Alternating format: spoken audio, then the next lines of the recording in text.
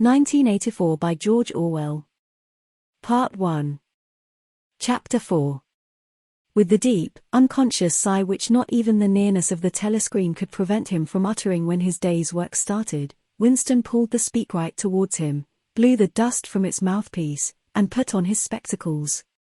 Then he unrolled and clipped together 4 small cylinders of paper which had already flopped out of the pneumatic tube on the right-hand side of his desk. In the walls of the cubicle there were 3 orifices. To the right of the speakwrite, a small pneumatic tube for written messages, to the left, a larger one for newspapers, and in the side wall, within easy reach of Winston's arm, a large oblong slit protected by a wire grating. This last was for the disposal of waste paper. Similar slits existed in thousands or tens of thousands throughout the building, not only in every room but at short intervals in every corridor. For some reason they were nicknamed memory holes. When one knew that any document was due for destruction, or even when one saw a scrap of waste paper lying about, it was an automatic action to lift the flap of the nearest memory hole and drop it in, whereupon it would be whirled away on a current of warm air to the enormous furnaces which were hidden somewhere in the recesses of the building. Winston examined the 4 slips of paper which he had unrolled. Each contained a message of only 1 or 2 lines, in the abbreviated jargon not actually Newspeak, but consisting largely of Newspeak words, which was used in the ministry for internal purposes. They ran. Times the 17th of March 84 BB speech malreported Africa rectify. Times the 19th of December 83 forecasts 3 YP 4th quarter 83 misprints verify current issue.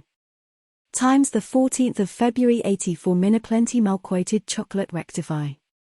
Times the 3rd of December 83 reporting BB day order double please and good refs on persons rewrite 4 wise up sub anti-filing. With a faint feeling of satisfaction Winston laid the 4th message aside. It was an intricate and responsible job and had better be dealt with last. The other 3 were routine matters, though the second one would probably mean some tedious wading through lists of figures. Winston dialed back numbers on the telescreen and called for the appropriate issues of the Times, which slid out of the pneumatic tube after only a few minutes' delay. The messages he had received referred to articles or news items which for one reason or another it was thought necessary to alter, or, as the official phrase had it, to rectify. For example, it appeared from the Times of the 17th of March that Big Brother, in his speech of the previous day, had predicted that the South Indian front would remain quiet but that a Eurasian offensive would shortly be launched in North Africa. As it happened, the Eurasian Higher Command had launched its offensive in South India and left North Africa alone. It was therefore necessary to rewrite a paragraph of Big Brother's speech, in such a way as to make him predict the thing that had actually happened.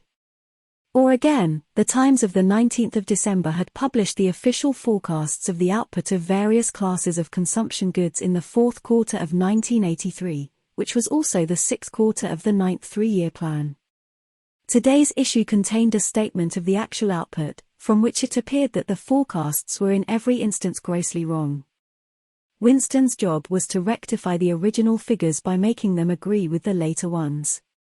As for the 3rd message, it referred to a very simple error which could be set right in a couple of minutes. As short a time ago as February, the Ministry of Plenty had issued a promise, a categorical pledge were the official words, that there would be no reduction of the chocolate ration during 1984. Actually, as Winston was aware, the chocolate ration was to be reduced from 30 grams to 20 at the end of the present week. All that was needed was to substitute for the original promise a warning that it would probably be necessary to reduce the ration at some time in April. As soon as Winston had dealt with each of the messages, he clipped his speak-written corrections to the appropriate copy of the Times and pushed them into the pneumatic tube. Then, with a movement which was as nearly as possible unconscious, he crumpled up the original message and any notes that he himself had made, and dropped them into the memory hole to be devoured by the flames. What happened in the unseen labyrinth to which the pneumatic tubes led, he did not know in detail, but he did know in general terms. As soon as all the corrections which happened to be necessary in any particular number of the Times had been assembled and collated, that number would be reprinted, the original copy destroyed, and the corrected copy placed on the files in its stead. This process of continuous alteration was applied not only to newspapers, but to books, periodicals, pamphlets, posters, leaflets, films, soundtracks, cartoons, photographs, to every kind of literature or documentation which might conceivably hold any political or ideological significance. Day by day and almost minute by minute the past was brought up to date. In this way every prediction made by the party could be shown by documentary evidence to have been correct, nor was any item of news, or any expression of opinion, which conflicted with the needs of the moment, ever allowed to remain on record. All history was a palimpsest, scraped clean and reinscribed exactly as often as was necessary. In no case would it have been possible, once the deed was done, to prove that any falsification had taken place. The largest section of the records department, far larger than the one on which Winston worked, consisted simply of persons whose duty it was to track down and collect all copies of books, newspapers, and other documents which had been superseded and were due for destruction. A number of the times which might, because of changes in political alignment, or mistaken prophecies uttered by Big Brother, have been rewritten a dozen times still stood on the files bearing its original date, and no other copy existed to contradict it. Books, also, were recalled and rewritten again, and were invariably reissued without any admission that any alteration had been made. Even the written instructions which Winston received, and which he invariably got rid of as soon as he had dealt with them, never stated or implied that an act of forgery was to be committed. Always the reference was to slips, errors, misprints, or misquotations which it was necessary to put right in the interests of accuracy. But actually, he thought as he readjusted the Ministry of Plenty's figures, it was not even forgery. It was merely the substitution of one piece of nonsense for another. Most of the material that you were dealing with had no connection with anything in the real world, not even the kind of connection that is contained in a direct lie. Statistics were just as much a fantasy in their original version as in their rectified version. A great deal of the time you were expected to make them up out of your head. For example, the Ministry of Plenty's forecast had estimated the output of boots for the quarter at 145 million pairs. The actual output was given as 62 millions. Winston, however, in rewriting the forecast, marked the figure down to 57 millions, so as to allow for the usual claim that the quota had been overfulfilled. In any case, 62 millions was no nearer the truth than 57 millions, or than 145 millions. Very likely no boots had been produced at all. Likelier still, nobody knew how many had been produced, much less cared. All one knew was that every quarter astronomical numbers of boots were produced on paper, while perhaps half the population of Oceania went barefoot. And so it was with every class of recorded fact, great or small. Everything faded away into a shadow world in which, finally, even the date of the year had become uncertain. Winston glanced across the hall. In the corresponding cubicle on the other side a small, precise-looking, dark-chinned man named Tillotson was working steadily away, with a folded newspaper on his knee and his mouth very close to the mouthpiece of the speakwrite. He had the air of trying to keep what he was saying a secret between himself and the telescreen. He looked up, and his spectacles darted a hostile flash in Winston's direction. Winston hardly knew Tillotson, and had no idea what work he was employed on. People in the records department did not readily talk about their jobs. In the long, windowless hall, with its double row of cubicles and its endless rustle of papers and hum of voices murmuring into speakwrites, there were quite a dozen people whom Winston did not even know by name, though he daily saw them hurrying to and fro in the corridors or gesticulating in the 2 minutes hate. He knew that in the cubicle next to him the little woman with sandy hair toiled day in day out, simply at tracking down and deleting from the press the names of people who had been vaporized and were therefore considered never to have existed. There was a certain fitness in this, since her own husband had been vaporized a couple of years earlier. And a few cubicles away a mild, ineffectual, dreamy creature named Ampleforth, with very hairy ears and a surprising talent for juggling with rhymes and meters, was engaged in producing garbled versions, definitive texts, they were called, of poems which had become ideologically offensive, but which for one reason or another were to be retained in the anthologies. And this hall, with its 50 workers or thereabouts, was only one subsection, a single cell, as it were, in the huge complexity of the records department. Beyond, above, below, were other swarms of workers engaged in an unimaginable multitude of jobs. There were the huge printing shops with their sub-editors, their typography experts, and their elaborately equipped studios for the faking of photographs. There was the teleprogram section with its engineers, its producers, and its teams of actors specially chosen for their skill in imitating voices. There were the armies of reference clerks whose job was simply to draw up lists of books and periodicals which were due for recall. There were the vast repositories where the corrected documents were stored, and the hidden furnaces where the original copies were destroyed. And somewhere or other, quite anonymous, there were the directing brains who coordinated the whole effort and laid down the lines of policy which made it necessary that this fragment of the past should be preserved, that one falsified, and the other rubbed out of existence. And the Records Department, after all, was itself only a single branch of the Ministry of Truth, whose primary job was not to reconstruct the past but to supply the citizens of Oceania with newspapers, films, textbooks, telescreen programs, plays, novels, with every conceivable kind of information, instruction, or entertainment, from a statue to a slogan, from a lyric poem to a biological treatise, and from a child's spelling book to a Newspeak dictionary. And the ministry had not only to supply the multifarious needs of the party, but also to repeat the whole operation at a lower level for the benefit of the proletariat.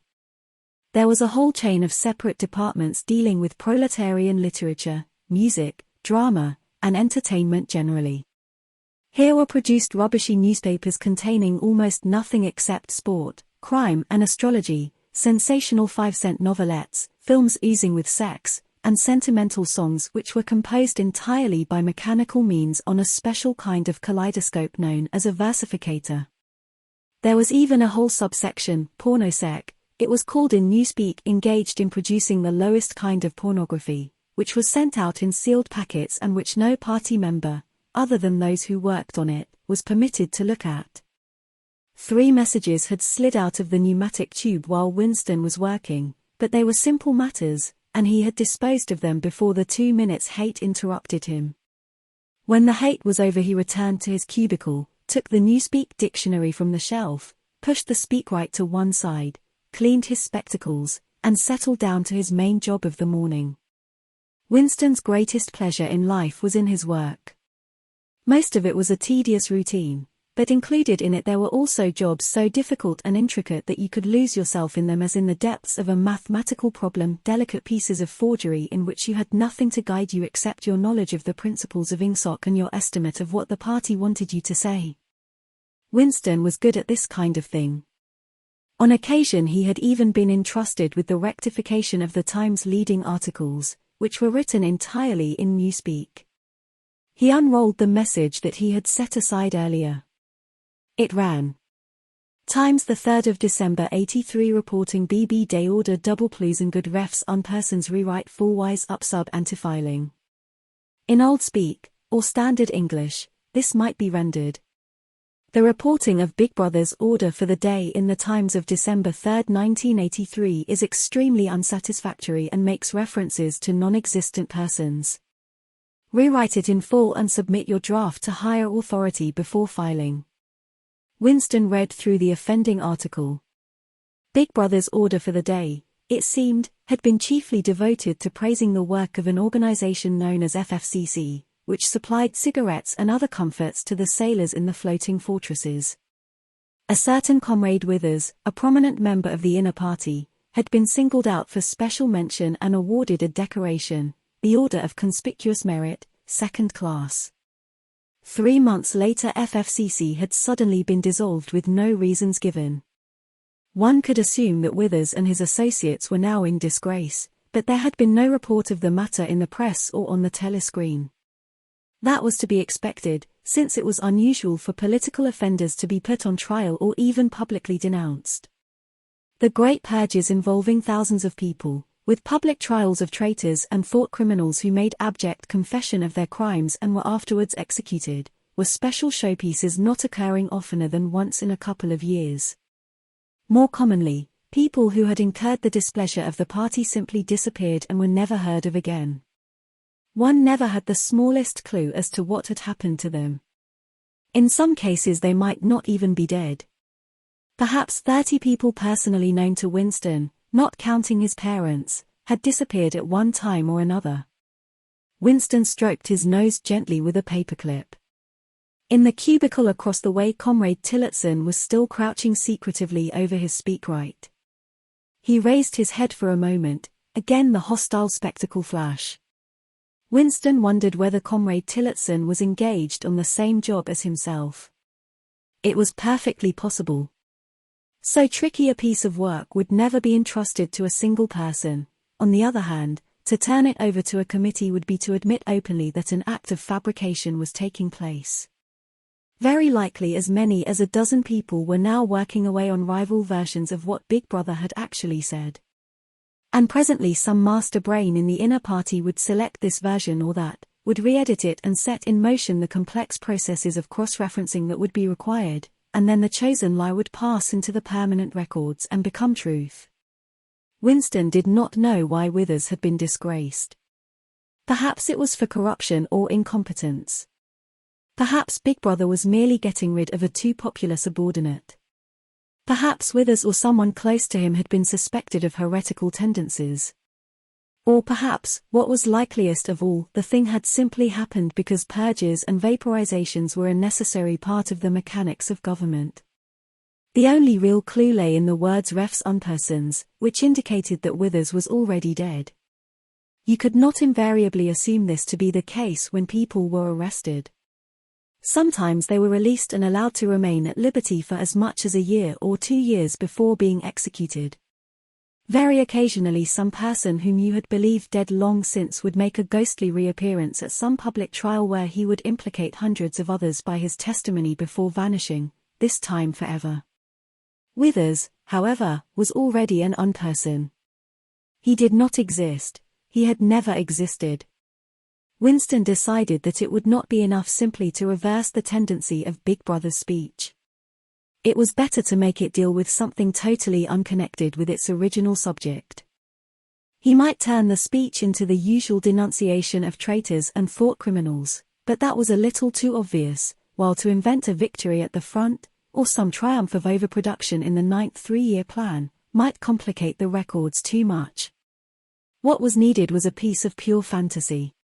Suddenly there sprang into his mind, ready-made as it were, the image of a certain Comrade Ogilvy, who had recently died in battle, in heroic circumstances. There were occasions when Big Brother devoted his order for the day to commemorating some humble, rank-and-file party member whose life and death he held up as an example worthy to be followed. Today he should commemorate Comrade Ogilvy. It was true that there was no such person as Comrade Ogilvy, but a few lines of print and a couple of faked photographs would soon bring him into existence.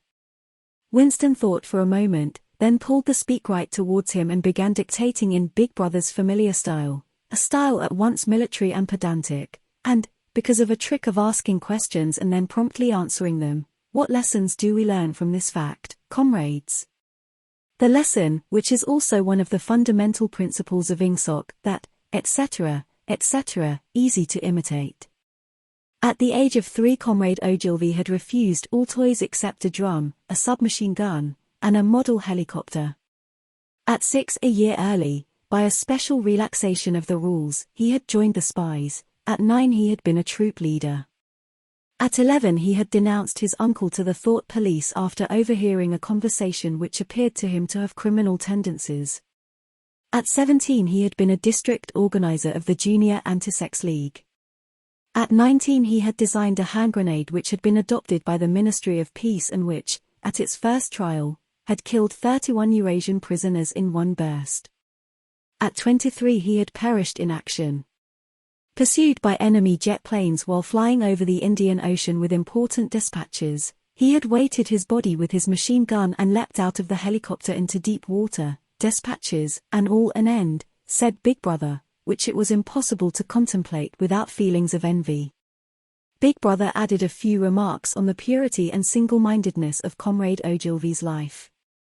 He was a total abstainer and a non-smoker, had no recreations except a daily hour in the gymnasium, and had taken a vow of celibacy, believing marriage and the care of a family to be incompatible with a 24-hour-a-day devotion to duty. He had no subjects of conversation except the principles of Ingsoc, and no aim in life except the defeat of the Eurasian enemy and the hunting down of spies, saboteurs, thought criminals, and traitors generally. Winston debated with himself whether to award Comrade Ogilvy the Order of Conspicuous Merit. In the end he decided against it because of the unnecessary cross-referencing that it would entail. Once again he glanced at his rival in the opposite cubicle. Something seemed to tell him with certainty that Tillotson was busy on the same job as himself. There was no way of knowing whose job would finally be adopted, but he felt a profound conviction that it would be his own. Comrade Ogilvy, unimagined an hour ago, was now a fact. It struck him as curious that you could create dead men but not living ones. Comrade Ogilvy, who had never existed in the present, now existed in the past, and when once the act of forgery was forgotten, he would exist just as authentically, and upon the same evidence, as Charlemagne or Julius Caesar.